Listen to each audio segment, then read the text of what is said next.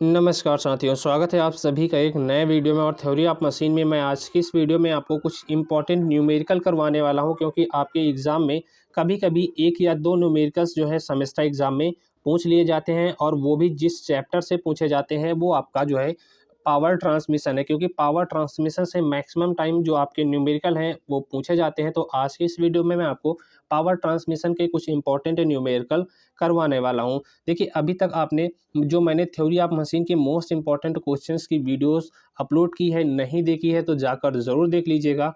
उस model paper से आपको जो है 40 से 45 नंबर तक के जो क्वेश्चन है वो आपको सेम टू सेम अपने सेमेस्टर एग्ज़ाम में उस मॉडल पेपर से देखने को ज़रूर मिलेंगे। क्योंकि इसके पहले जितने भी पेपर हुए हैं, चाहे आपका मशीन डिज़ाइन का पेपर रहा हो, प्रोडक्शन मैनेजमेंट का पेपर रहा हो या प्रोडक्शन टेक्नोलॉजी का पेपर रहा हो, लगभग हर एक क्वेश्चंस में मैं जो आपका सेमेस्टर एग्ज़ाम हुआ है उसमें हर एक पेपर में आपके जो है 35 से 40 नंबर तक के जो क्वेश्चन है वो मेरे मॉडल पेपर से ही बिल्कुल सेम टू सेम आए हैं।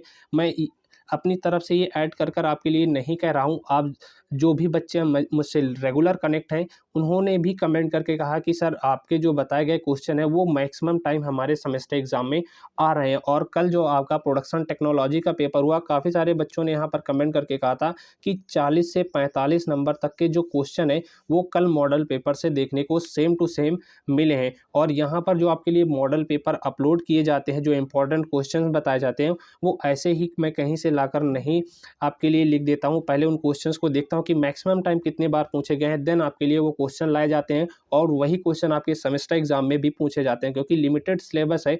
और जो है, जो आपका एग्जामिनर है वो बार बार घुमा घुमा कर जो आपके क्वेश्चन है वही पूछता है, बस उसकी थोड़ी सी लैंग्वेज चेंज कर देता है। तो मॉडल पेपर के जितनी भी वीडियोस हैं जाकर देख लीजिएगा। अभी जितने भी आपके एग्जाम होने वाले हैं, मोस्ट इंपॉर्टेंट वीडियो होगी और बूस्टर डोज का आपका काम करने वाली है वो वीडियो। तो चलिए सेशन को स्टार्ट करते हैं। और थ्योरी ऑफ मशीन की जो मैराथन क्लास है वो बहुत जल्द आपके लिए आने वाली है। तो चलिए सेशन को स्टार्ट करते हैं।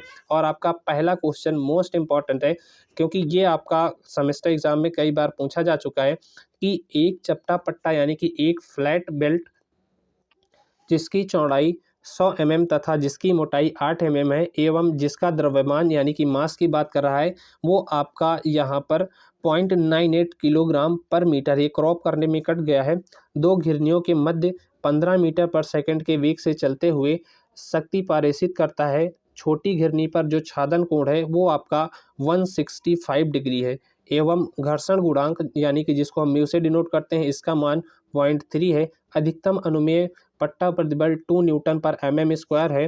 पट्टे के प्रारंभिक तनाव तथा उसके द्वारा पारेषित की गई शक्ति आपको बताना है, यानी कि जो आपका पट्टा है उसमें प्रारंभिक तनाव यानी कि टी नॉट की वैल्यू बतानी है, और पट्टे के द्वारा ट्रांसमिट की गई पावर को भी आपको यहाँ पर निकालना है। दो चीज़ें निकालनी है। तो देखिए, न्यूमेरिकल सॉल्व करने का सबसे बेस्ट मेथड होता है कि जो चीज़ें आपको गिवन है सबसे पहले आप उसको लिख लीजिए। तो ऐसे क्या होता है, लगभग 50% आपका जो क्वेश्चन है वो ऐसे ही सॉल्व हो जाता है, क्योंकि सारी वैल्यू इकट्ठा हो जाती है। तो जहाँ से भी जो भी वैल्यू पुट करनी होती है हम आसानी से पुट कर सकते हैं। तो क्या क्या दिया है सबसे पहले वो देख लीजिए।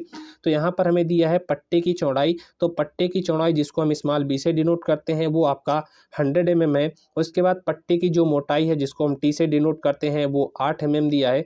पट्टे का जो द्रव्यमान है वो आपका 0.98 किलोग्राम पर मीटर है।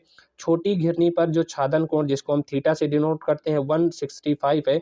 घर्षण गुणांक यानी कि म्यू की वैल्यू आपको जो है 0.3 दिया है। अनुमेय प्रतिबल जिसको हम सिग्मा से डिनोट करते हैं वो आपका 2 न्यूटन पर mm स्क्वायर है। पट्टे का जो वेग है वो 15 मीटर पर सेकंड है। पट्टे का जो प्रारंभिक तनाव है वो हमें उसकी वैल्यू निकालनी है, वही हमसे पूछा है। और हमें जो ट्रांसमिट की गई पावर है इसकी भी वैल्यू निकालनी है। तो जो चीज़ें आपको गिवन है सबसे पहले आप जो है उनको लिख लीजिए, और क्या निकालना है उसको भी एक साइड में लिख लीजिएगा। तो चलिए कैसे सॉल्व करना है इस क्वेश्चन को मैं बताता हूँ। देखिए, थ्योरी ऑफ मशीन में क्वेश्चन सॉल्व करना काफ़ी ईजी है। बस आपको जो है फार्मूला आना चाहिए। यदि आपको फार्मूला याद है तो बड़ा सा बड़ा क्वेश्चन भी आप 5 मिनट में सॉल्व कर लेंगे। और जो आपको कैलसी है वो चलानी आनी चाहिए, क्योंकि जो आप वैल्यू निकालते हैं वो एक्यूरेट आपकी होनी चाहिए।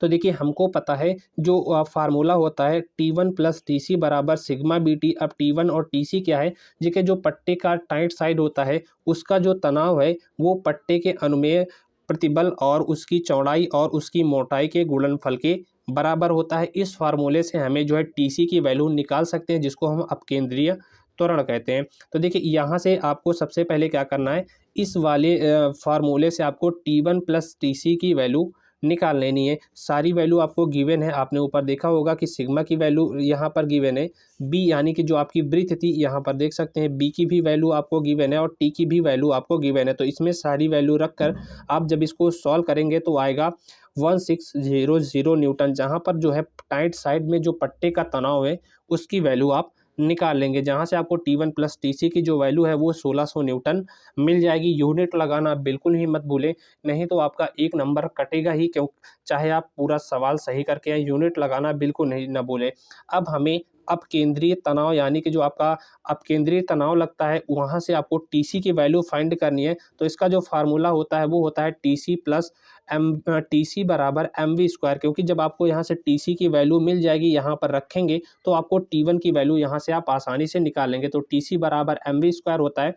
तो यहाँ पर जो इसका मास है उसको रखेंगे 9.8 mv स्क्वायर, यानी कि जो उसका वेग है, जो वेग है वहाँ पर जो वैल्यू दे रखी है वेग की, ये पट्टे का वेग 15 मीटर पर सेकेंड है और वी की स्क्वायर का मतलब है 15 का स्क्वायर करना है।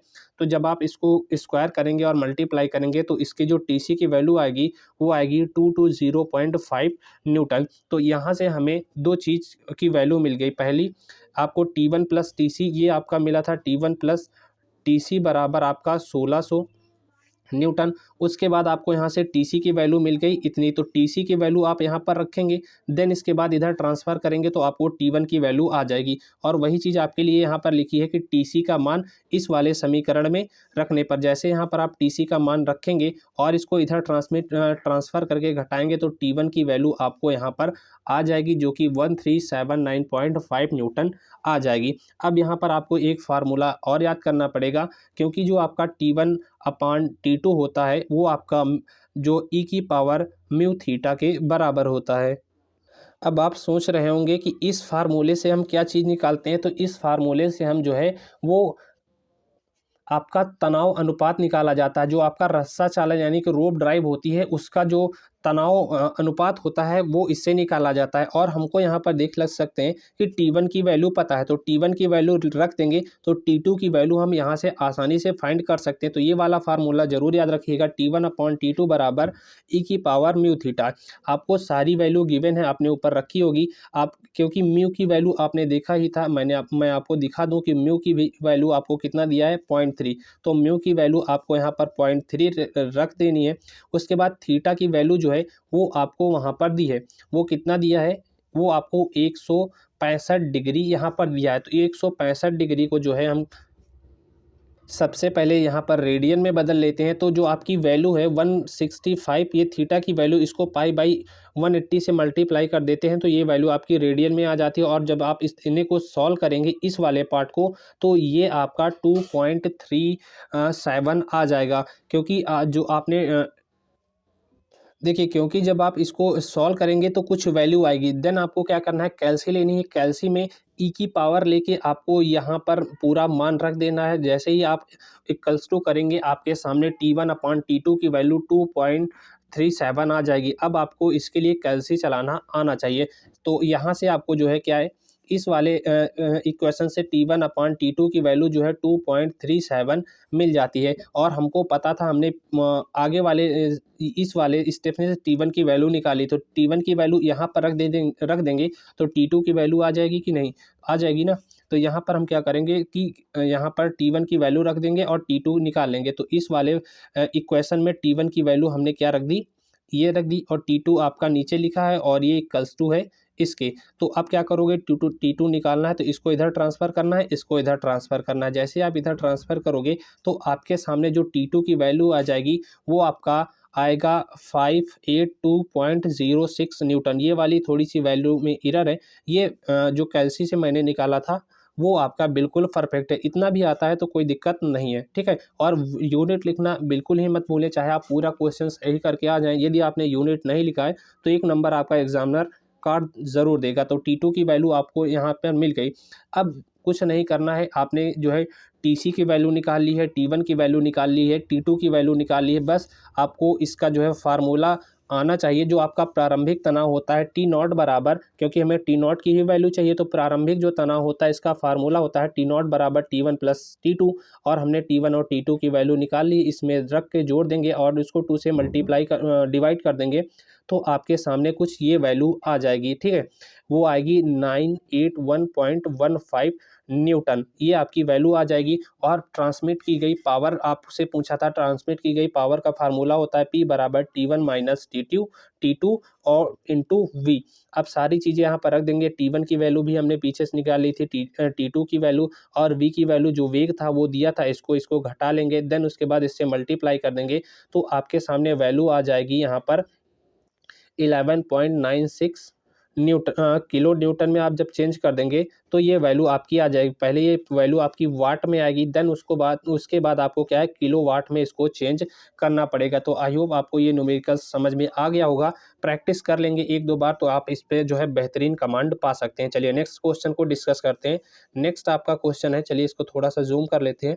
आपका नेक्स्ट क्वेश्चन है, एक पट्टा चालन में पट्टे के ढीले भाग में तनाव खींचे भाग के तनाव का आधा, यानी कि जो आपका पट्टा का जो तनाव है वो खींचे गए तनाव से आधा है, तथा पट्टे का जो वेग है 15 मीटर पर सेकंड है। पट्टे में अधिकतम अनुमेय प्रतिबल यानी कि सिग्मा की वैल्यू यहाँ पर भी आपको रख दे दी है कि 1.5 न्यूटन पर mm स्क्वायर से अधिक नहीं होना चाहिए। और 10 किलोवाट जो है शक्ति पारेषित यानी कि पावर को ट्रांसमिट करने के लिए पट्टे की चौड़ाई ज्ञात करिए। यदि घनत्व तो पट्टे का इतना दिया है, देखिए आपको यहाँ पर पट्टे की चौड़ाई पूछा है, आपको ट्रांसमिट की गई पावर दे रखा गया, यानी कि आपको फार्मूले याद हैं तो सारा चीज़ घुमा फिरा के वहीं पूछना। कभी आपसे पट्टे की चौड़ाई पूछेगा, कभी आपसे जो है प्रारंभिक तनाव पूछेगा, ठीक है, तो यही चीज़ें आपसे जो है वो घुमा फिरा के पूछता है।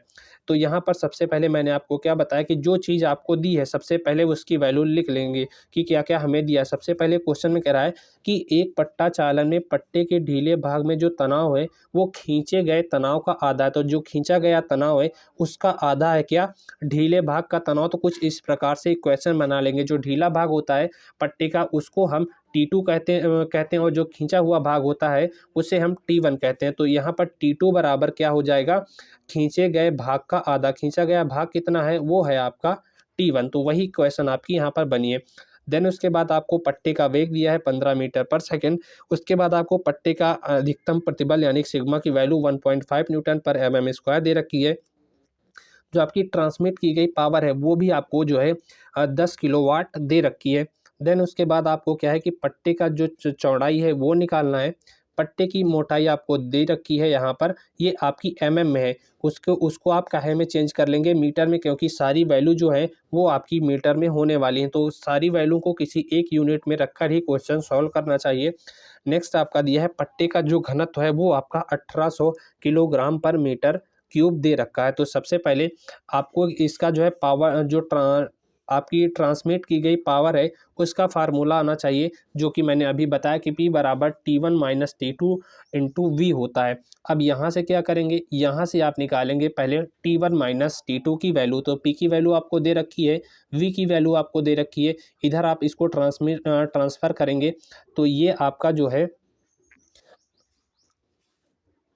हाँ, और एक चीज़ और, यहाँ पर जो आपकी किलोवाट की वैल्यू थी उसको जो है 1000 से मल्टीप्लाई करके वाट में बदल लिया गया है। नहीं तो आप सोचेंगे कि यहाँ पी की वैल्यू इतना कैसे आ गई है।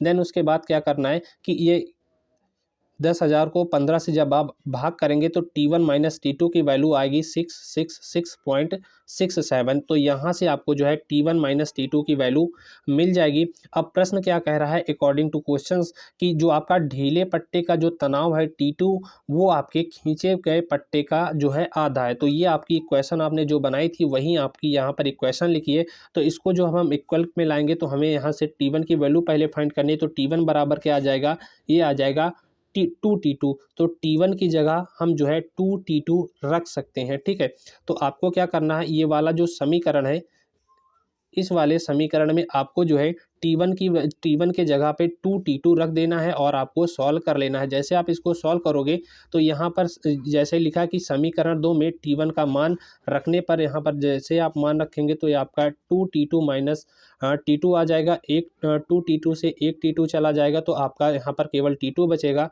और T2 की जो वैल्यू है वो आपकी 66.67 न्यूटन आ जाएगी। तो यहाँ से आपको जो है देखिए T1 की भी वैल्यू मिल जाएगी, T2 की भी वैल्यू मिल जाएगी। तो सबसे पहले आपको यहाँ से T2 की वैल्यू मिल गई है। अब T1 की वैल्यू कैसे मिलेगी? T1 की वैल्यू निकालने के लिए जितना भी आए उसमें क्या कर देना है कि 2 से मल्टीप्लाई कर देना है, तो आपको जो है यहाँ पर T1 की वैल्यू मिल जाएगी, क्योंकि जो आपका इक्वेशन लिखा है वो आपका है T1 बराबर 2T2। तो इसमें आप वैल्यू रख देंगे, क्योंकि आपको जो है T1 की वैल्यू आपने निकाल ली है और जितना आपका T1 आता है सॉरी T2 की वैल्यू आपने निकाल ली है, जितना आपका T2 है उसमें जब आप 2 से मल्टीप्लाई कर देंगे तो T1 की वैल्यू निकल आएगी और ये निकल कर आएगा 133.33 न्यूटन। तो यहाँ से आपको देखिए T2 की भी वैल्यू मिल गई और T1 की भी वैल्यू आपको यहाँ से मिल गई। अब आपको क्या निकालना है, चलिए नेक्स्ट बताते हैं। अब यहाँ से आपको जो है उसकी चौड़ाई निकालनी है। अब चौड़ाई निकालने के लिए सबसे पहले आपको अपकेंद्रीय तनाव TC की वैल्यू पता होना चाहिए।